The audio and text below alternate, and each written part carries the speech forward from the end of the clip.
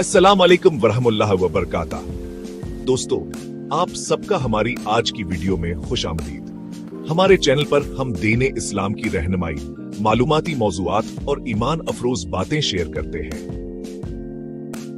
आज के अहम सवाल पर बात करेंगे, क्या जन्नत में जन्नतियों को इल्म भी हासिल होगा?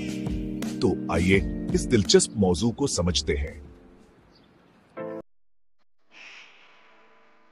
जी हाँ, जन्नत में जन्नतियों को इल्म भी हासिल होगा, और जन्नत का इल्म दुनिया के इल्म से कहें ज्यादा बुलंदा और मुकम्मल होगा।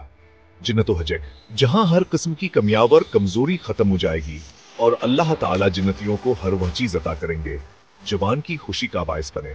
कुरान मजीद में अल्लाह ताला फरमाते हैं, इनके लिए वहां वह सब होगा जो वह चाहेंगे, और हमारे पास जिद भी है।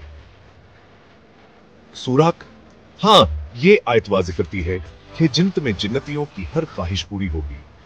अगर वह इल्म हासिल करना चाहेंगे तो अल्लाह ताला उन्हें वो इल्म अता करेंगे जवान के लिए खुशी और सुकून का जरिया बने।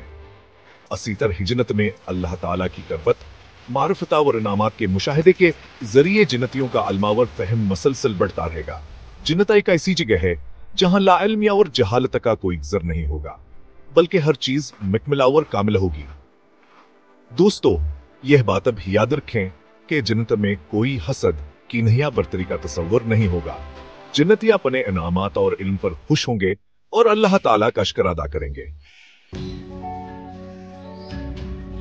अगर आपको हमारी ये वीडियो पसंद आई हो तो उसे लाइक करें, अपने दोस्तों के साथ शेयर करें और हमारे चैनल को सब्सक्राइब करना ना भूलें, ताकि आपको मजीद ईमान अफरोज वीडियोस वक्त पर मिलती रहें।